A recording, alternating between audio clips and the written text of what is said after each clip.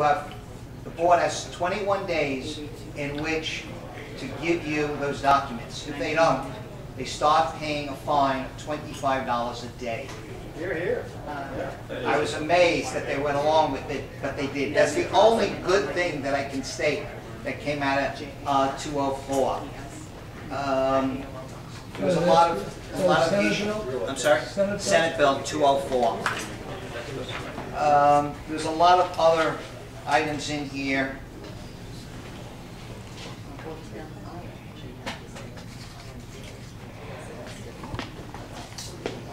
It amends provisions relating to common expenses caused by a unit owner or a tenant. It makes it easier for them to come after you for any damages. Provides, let me see where it is. Amends provisions relating to the removal of board members that I already told you. It allows for a board to terminate contracts that were entered into by the declarant. That's been in there all the time. Yeah. They added it. Yeah, it's been in the law for all time. They just changed the time limit on it. It's already there. What about common walls? Well, that died with 174. What is it now? All right. In 2009, the city of Henderson got the legislature to put in a section that made the homeowner associations responsible for the repair, maintenance, and replacement of the exterior walls. Koenig and her buddies wanted to change the law to make the homeowner responsible. Now, there are many communities in Anthem that have these huge 15, 20-foot high walls.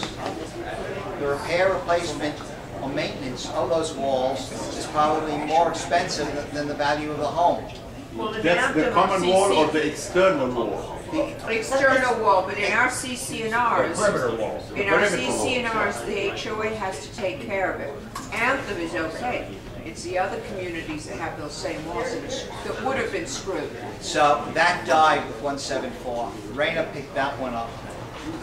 Why is Coppen, Senator Coppen? She works for Del Webb Pulte. She claims What do you mean she works? She is she's an representing. employee. She's an employee, an actual employee. Now, Raina and I filed a conflict of interest complaint against her. We submitted it to the Ethics Commission. The Ethics Commission came back and said, we do not have authority over the legislators. That it's the legislators' prerogative to. But the ethics committee of the legislature should consider that problem. They did Yeah, nothing. but they didn't. They wouldn't. Well, they created an ethics committee, which Senator Horsford is chairman of, and nothing has been done. The last I heard, they were still trying to find another member to put on that commission. So they create all these commissions, they got all these statutes, and it's smoke and mirrors. One of the other things that they came up with was crime insurance against embezzlement. And I was in favor of it, but this is now crime insurance on the CAM, the management company. And guess who now has to pay for it? The homeowners. And I argued that we don't pay for the CAM's workers' comp. We don't pay for the CAM's rent. We don't pay for their electric bill. Why should we have to pay for their insurance? And Gary Lean was just all over that. Oh, we have to have it, we have to have it. And I agreed. I said, but not at our expense. It's always on the back of the homeowner. And again, to follow Dr. Solomon, what he says, follow the money. I'd like to, I'm sorry. I just wanted to say something, to apologize before when I brought up my own specifics. That's really not, it's not good. And I'm going to say to Jonathan how much I enjoyed listening to what you're saying, but I would just like to suggest that perhaps you might form an organization. You would have a website. We would raise funds. We would establish bylaws. We would keep the money from the funds out of this state, maybe offshore, and that other work should be set. Because if you put up website, you know, like HOADOA.com or something like that. I like that. That's good. You could I'll get it put tonight. up what you're saying right now about Hertzford. You could lay on those politicians, okay? And you could lay on the RJ. And you could say who are our friends and who are our enemies in a real succinct manner, and also put up everything that you have there. And it's not that hard to do. I mean, I don't want to do it. I could do it. And I don't think we should spend a lot of money. You don't have to do that. But I would just like to suggest again, there needs to be an organization, there needs to be a purpose, there needs to be a website, and we need to have friends. Funds should be raised. They should be bigger to start with, and perhaps you could sell somebody a thing where you're a friend of the, you know, HOA, DOA, and put that on their to the merchants or somebody else like that, because this is clearly a major problem. Oh, yes. And in essence, our constitutional rights have been taken from us by people who were bought and paid for. I mean, I don't know what your opinion is of politicians, but I mean, they're not worth a dang. And so I again apologize for bringing my case before you, but I would like to say that the kernel of a good organization is here. I'm sorry. First of all, Rutt created a group similar to what you're suggesting. It's called CHAMP, He's given us the name. Concerned Homeowners Association Members PAC. So we have the infrastructure. All we need to do now is build it up and start getting more members and more funding. So we're ready to go on that. And then to add to Jonathan's point on the crime insurance part of 204, it's actually worse than that, because that same part of the legislation removed the HOA's responsibility in the event that a death happens on the common grounds due to some common element.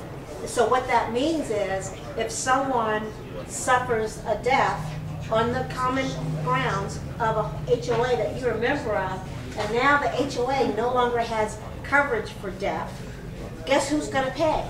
Because the court's going to find the HOA responsible for that death. Who's going to pay? All the other members. All the members of the HOA. So now you have an additional expense on top of paying for the crime insurance for the CAN. So it's actually much worse than just paying for the policy premium is nothing compared to what the death award could be in the event that something happens to somebody. Well, building up, you stand up. Building up on, I'm sorry, I forgot your name. Drew. Building up on what Drew said.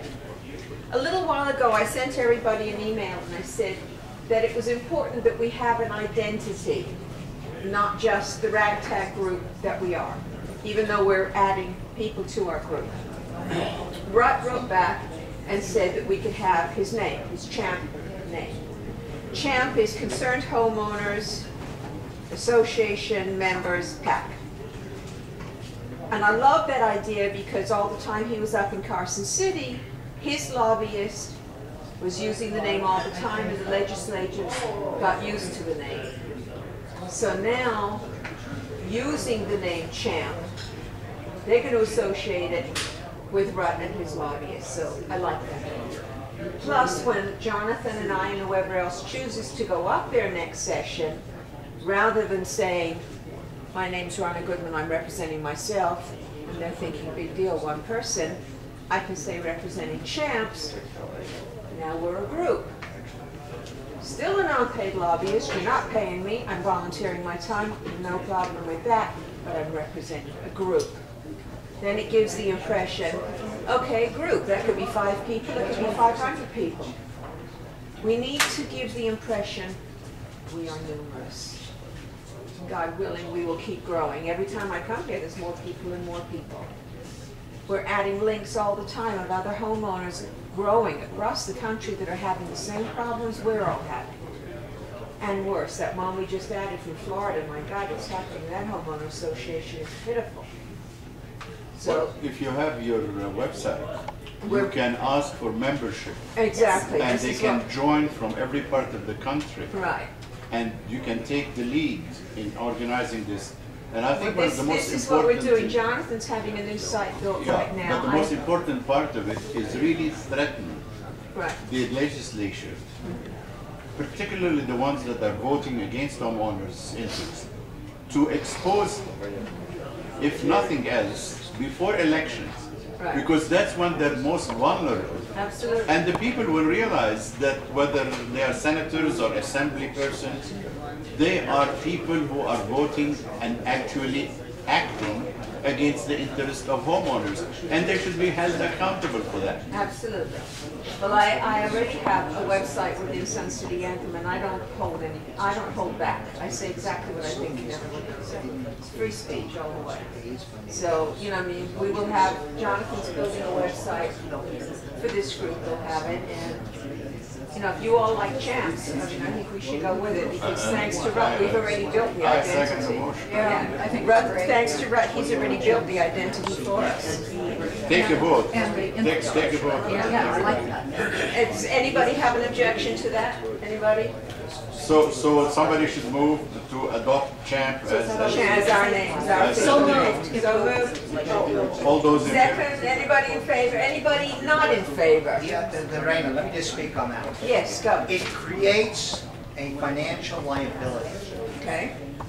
I like the concept, but right now we're individuals, so Okay. nobody can come after us, but they would have to come after us individually. What if it's offshore? If we become a corporation or some kind of an organized group, a DBA, then we could be sued. Yeah, but not if you are registered offshore. They have to sue you in the Bahamas or Belize. Nobody is going to do that. I don't know. Nobody is going to do that. I don't see a problem with us organizing under CHAMP, which is a PAC, because just PAC like is a political action group, but not a- anybody can sue anybody, but they have to have, you know, legitimate grounds, and I can't think of any grounds. And you can be a that are gonna non-profit open up organization. You can be a CHAMP. non-profit. Well, does profit or non-profit doesn't They can matter. sue you, but as a non-profit, they're going to have very little to get if they sue you, because you will be let's say a corporation, which is a limited liability corporation. So even if they sue you, there is no asset for that corporation to put their hands on. You, as a member or a board member of that organization, would have no personal liability. So you are absolutely out of any liability. I would recommend that you do two things: make it a corporation, Or do it LLC. do it overseas, so that even it's for $200. You can have it in Belize in English. Yeah, no, and the other thing is, if you have a website, I mean, the power of the website. For example, you might want to rank the senators as HOA friendly or HOA negative. I mean, there's a number of, those articles that you have, they should be up on the So website. actually, we had a website, which is down now. Yeah, I'm sorry, I'm new. But, all right, we had, after the legislature adjourned, we had a cauldron with a fire under it, and we put a picture of Allison Copley into the cauldron. And it was a newsletter I sent out. And that went out to about 800-900 people. Yeah. Well, I talked to a friend of mine, he's an ex-Marine, but there is no such thing as an ex-Marine, but he knows, and he belongs to the VFW and he belongs to all the other organizations. He said he knows at least 20 people that are having major trouble with their HOAs. He said they'd throw money into this thing right away. Now, interestingly enough, when Reno and I were up in Carson back in February, when SB 174, one of Copeling's bills, was introduced, Randy Watkins, who is vice president of Del Webb and just happens to be Senator Copeling's boss, testified that there are 950,000 people in this state living in HOAs. And of that 950,000, 71%, based upon some survey, are satisfied, those were his words,